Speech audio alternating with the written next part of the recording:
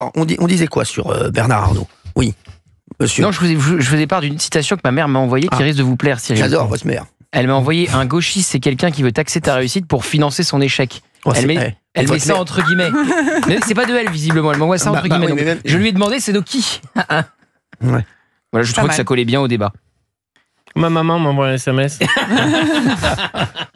Pourquoi on fait payer les pauvres? Ils n'ont pas beaucoup d'argent, mais ils sont les plus nombreux. Mais ils ne payent pas justement les pauvres. Les classes moyennes sont trop taxées. Voilà, ça, c'est vrai. là les classes moyennes. Les classes moyennes, quand tu vois le différentiel entre le brut et le net, c'est insupportable. Mais dans quoi part la différence? Les prestations sociales.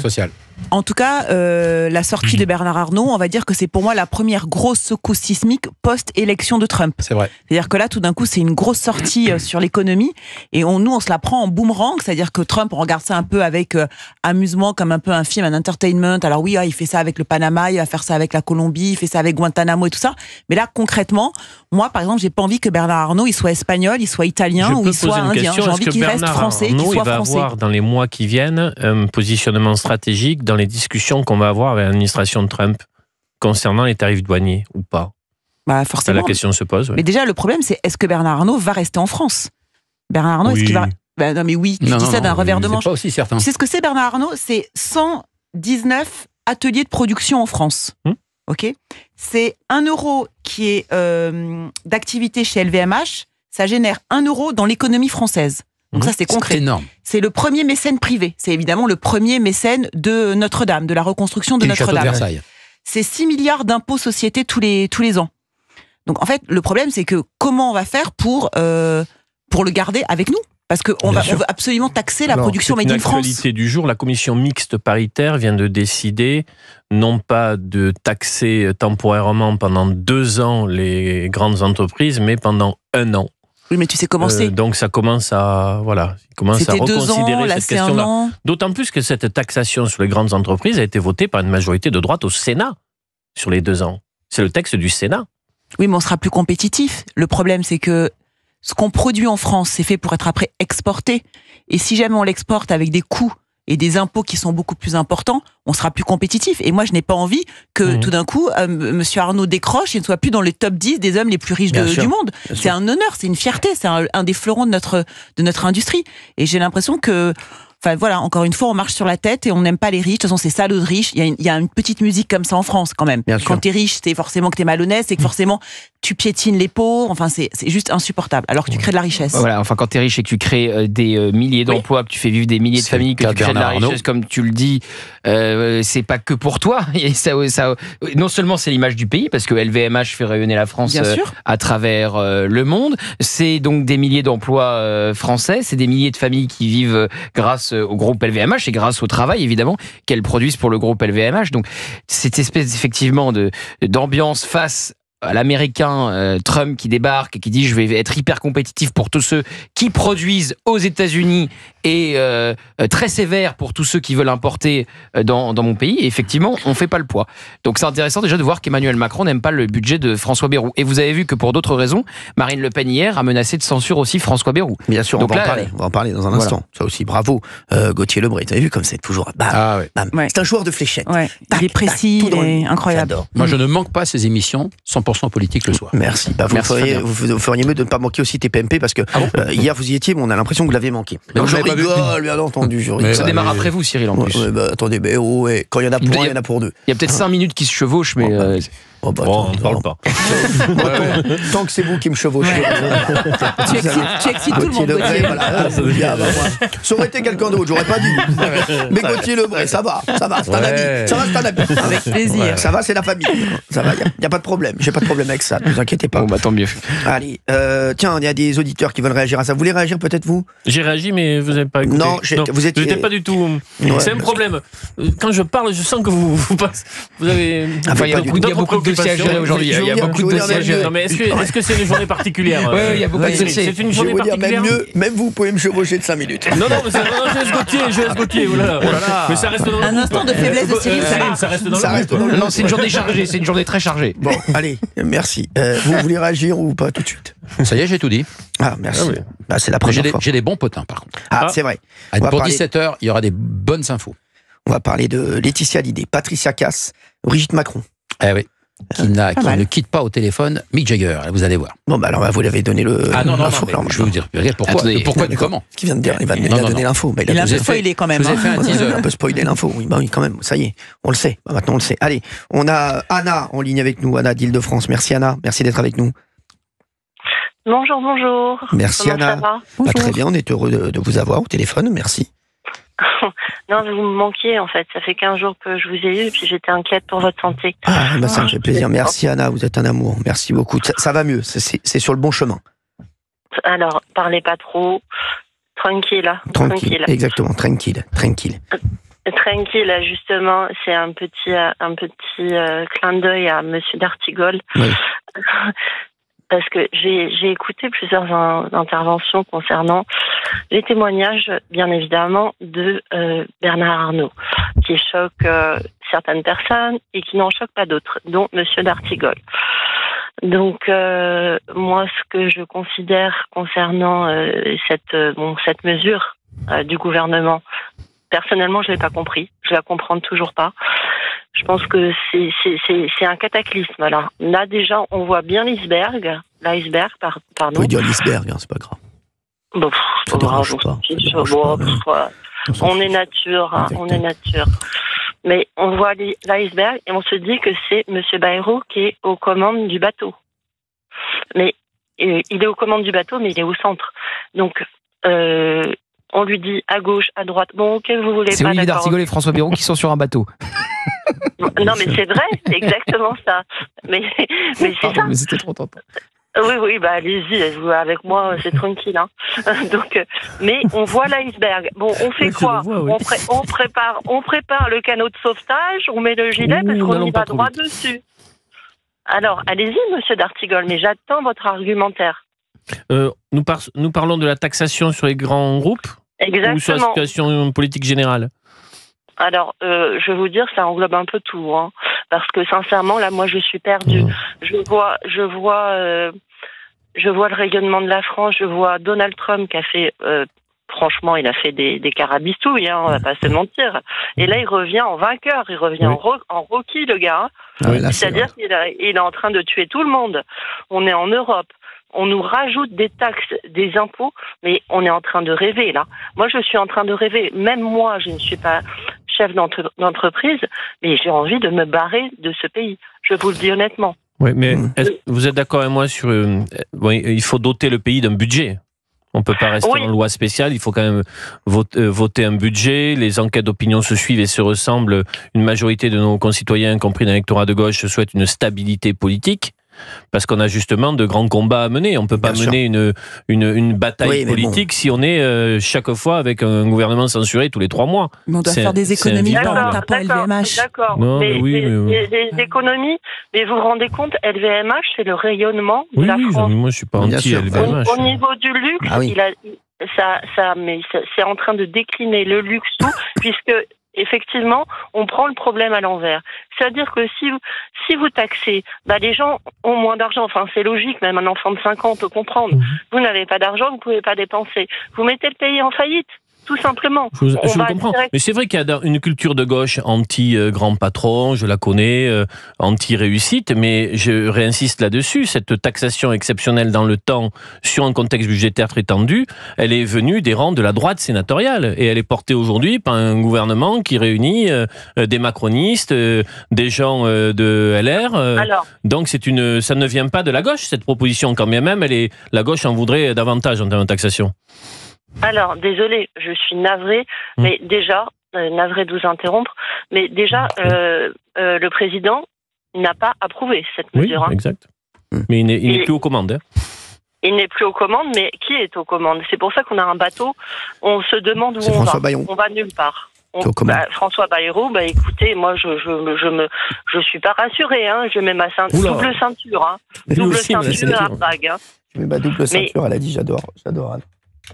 Non, mais je dis n'importe quoi parce que ça vient tout seul. Mais je vous assure que j'ai un sentiment d'insécurité. Aussi, c'est comme ça qu'on... Et vous aimeriez quoi comme gouvernement, en fait?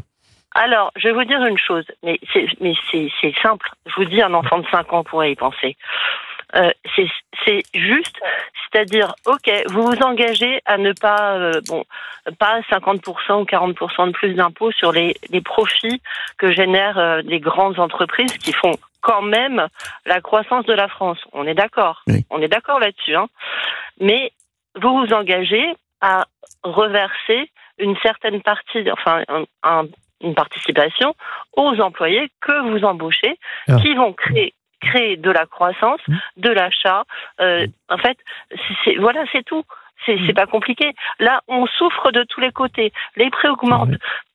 Parce qu'à partir du moment, Monsieur Bernard Arnault, même si on peut le railler, on peut le détester, parce que c'est manque de solidarité, mais il n'est pas bénévole, Monsieur Bernard Arnault. Hein. Il fait ce qu'il veut, c'est une entreprise privée. Bien sûr. Quand j'entends LFI qui dit qu'il faut encore taxer, que ce serait un traître et tout ça, on n'a qu'à nationaliser LVMH. Non, moi, si je suis Bernard Arnault, en fait, je me casse, en fait. Bien sûr, exactement. Je me casse et il ne va pas en pâtir, lui, à titre personnel. C'est les salariés qui fait bosser qui vont en pâtir. Ils n'arrêtent pas d'attaquer Bernard Arnault. Bernard Arnault, sa vie, elle ne changera pas. Hein. Mais non, mais il a parfaitement raison. Donc, je m'en fiche si je me fais des ennemis, mais franchement, je m'en fiche total.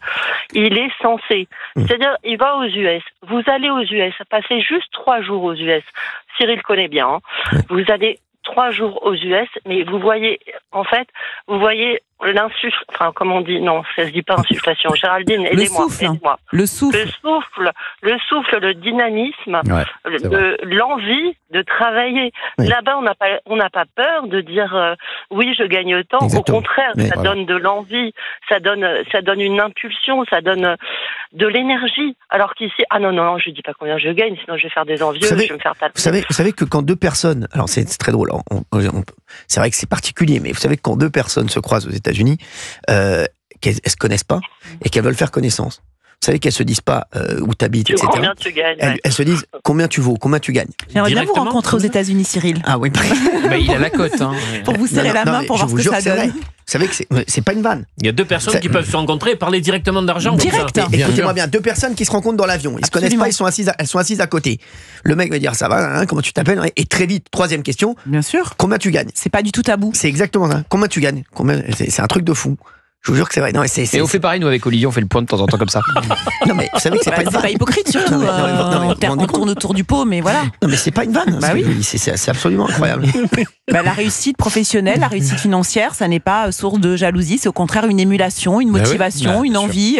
Voilà, c'est la méritocratie aussi. On a envie de mieux tout le temps. Je sais que cette question, il y a beaucoup de gens aujourd'hui qui sont pris au piège de la smicardisation. D'une part toujours plus importante du salariat français. Aujourd'hui, tu as 18% des salariés français qui sont au SMIC. Et quand tu es au SMIC, en fait, tu n'as plus les petits bonheurs de la vie. Tu ne peux plus amener tes enfants et ton Même épouse les classes moyennes, Olivier. au resto. Et les classes moyennes, tu as raison. Ça s'est étendu aux classes. Tu peux pas faire un cinéma. Absolument. Les journées de... Et donc ça te met une frustration, une colère qui est parfois rentrée, qui s'est exprimée avec les Gilets jaunes. Rien de ce qui s'est passé avec les Gilets jaunes, de ce que ça a révélé pour une société, n'est réglé. C'est pas parce qu'ils sont plus sous les ronds-points que la question est réglée. Et donc, si tu veux, comment faire une société unifiée, rassemblée, avec de telles inégalités? Non, je te dis pas ça. Je te dis qu'il y a des gens... Il faut comprendre aussi ce qu'ils ressentent. Mais bien sûr. Le monsieur hier qui nous a appelé en disant « Mon enfant, il voudrait des paires de baskets ». Mais le coût d'une paire de baskets, telle qu'on sait lesquelles, pour un smicard, c'est impossible. C'est parce que c'est le coût du travail, c'est parce que les gens sont pas assez payés, parce que on donne on impose des charges aux entreprises qui sont impossibles. On peut pas embaucher. Au niveau de SMIC, tu as des exonérations très fortes. Mais moi, je veux pas une société de smicards. Moi, je veux une société avec des gens qui ont des beaux salaires, 4 000 euros. J'ai une question à vous poser. C'est ce que je disais. J'avais dit, pour moi, il faut un salaire minimal, quoi qu'il arrive. Je vous le dis, tu peux pas avoir des mecs qui travaillent du matin au soir et qui se retrouvent avec entre aujourd'hui c'est 1200 euros. Non, il y a des agriculteurs qui se retrouvent avec 800 euros. Ah oui, bien sûr, absolument. Oui. Je te lis. Donc voilà. Donc c'est un salaire minimal pour tous ceux qui travaillent. Exactement, pour tous ceux qui travaillent. Un salaire universel comme le voulait Benoît Hamon pour ça n'a rien à voir. Tous ceux qui ne travaillent pas aussi. Ça n'a rien à voir pour tous ceux qui travaillent. Voilà. Quand les gens vous disent, quand vous êtes petit, votre mère vous dit, si tu travailles, tu gagneras ta vie. Aujourd'hui, tu travailles, tu ne gagnes pas ta vie. Oui, c'est ça. Donc là, il y a un problème. T'endettes même quand tu travailles. Exactement. Donc tu peux pas acheter d'appart, on te prête pas d'argent. Donc aujourd'hui, il y a un vrai problème. Aujourd'hui, moi, j'aimerais poser une question un peu plus générale. est-ce qu'on serait pas là, j'ai l'impression que la France est dans une situation de bascule. On n'a jamais occupante. C'est grave. Non, là vraiment, je vais vous dire, là sur tous les sujets. Là sur tous les sujets. C'est fou, hein. Économique, migratoire, sécuritaire. Et vous imaginez le moral des Français. Vous imaginez le moral des Français. Donc là, est-ce que vous, autour de cette table, est-ce que vous êtes inquiet? Est-ce que vous êtes inquiet ou est-ce que vous dites, il y a des gens qui nous disent, mais non, ça va se réguler, automatiquement, la France est un grand pays, la France ceci, la France cela. Est-ce que vous êtes inquiet? Bah oui. Ouais, très. Comment ne pas l'être? Moi, depuis que je suis né, tout va pire. Tout va de mal en pis. Ah oui. Il n'y a pas une chose qui va mieux que l'année 95 où je suis né. Exactement. Donc, bien sûr. J'ai vécu 30 ans, et 30 ans, et chaque année, c'est un peu pire que la précédente. Moi, je suis un peu inquiet en tant que chef d'entreprise. Moi, j'ai 3 salariés dans mon entreprise. Je peux augmenter les salaires de à peu près 25-30%. Mais il faut qu'ils enlèvent les charges patronales. Je peux même engager une 4e personne, mais sans charge. Voilà. C'est-à-dire mais il faut diminuer. On devrait avoir charge patronale, ça devrait être 10%. Et là, on peut engager, toutes les entreprises peuvent engager encore 2 ou 3 personnes par entreprise. Vraiment. C'est simple à résoudre, mais il faut un chef d'entreprise à la tête de l'État. Un vrai chef d'entreprise qui sait ce que c'est quand ils font les chèques ou les virements à la fin du mois, les URSSAF, les caisses de retraite. Et on sait ce que ça représente en volume et en masse salariale. Et on voit ce qu'on prend aussi sur le salaire des employés. On voit ce qu'on retire entre le brut et le net. On en parlait. Oui. Mais c'est colossal. Et moi, je suis une micro-entreprise. Mais on est des millions comme moi en France, des millions. Et on sait où ça va pas. Ça ne va pas sur les salaires. Le travail est trop taxé, ce qui explique aussi pourquoi on ne peut pas exporter notre travail, notre savoir ou les fruits, les pommes de terre, ce que vous voulez. Hein. C'est le problème, c'est que c'est trop cher. On va chercher du raisin en Espagne ou des melons en Espagne parce que les melons de Cavaillon et d'Avignon, ils coûtent trop cher. C'est aussi simple que ça, parce que c'est le coût du travail qui est trop cher. Quand ils comprendront ça à un moment donné, c'est pas une question de gauche ou de droite, hein, ça n'a aucun rapport. Et Michel Barnier avait envisagé d'augmenter le coût du travail, ce qui n'était pas arrivé depuis des décennies. Absolument. Donc, c'est vrai, ce que tu dis, c'est hallucinant. Ça coûte en fait le double. Un patron, il paye un salarié, mettons, 2 000 €, ça lui coûte 4 000. Mais bien sûr, c'est 3 700. Si, c'est ça. 3 700. Ouais, c'est ça, 3 700. Oui, mais il vaut mieux engager une 2e personne. Voilà. Et voilà. Bien sûr. Ouais. Non, mais le problème, c'est qu'on dit tous qu'il y a des solutions très simples et on ne comprend pas pourquoi ils ne font rien. C'est quand même incroyable. Et c'est pas une question de gauche ou de droite, ça n'a aucun rapport. C'est de l'entreprise. C'est un gestionnaire. Je peux te dire une chose sur pourquoi nous en sommes là. Normalement, une élection présidentielle permet d'arbitrer un grand débat national. Chacun y va avec son projet et les Français votent et après on a une feuille de route. Qu'on soit d'accord ou pas, au moins le pays a tranché. On n'a pas eu de référendum depuis 2005. La dernière campagne présidentielle n'a pas permis un réel débat pour différentes raisons. Et donc, on est dans une situation où rien n'a été tranché. C'est pas faux, mais bon, voilà, on va en parler dans un instant. 01 80 20 39 21. Dites-nous si vous êtes inquiets, tiens, avec tout ce qui se passe, avec les sorties de grands patrons, même d'un très grand patron, Bernard Arnault. À tout de suite sur Europe 1.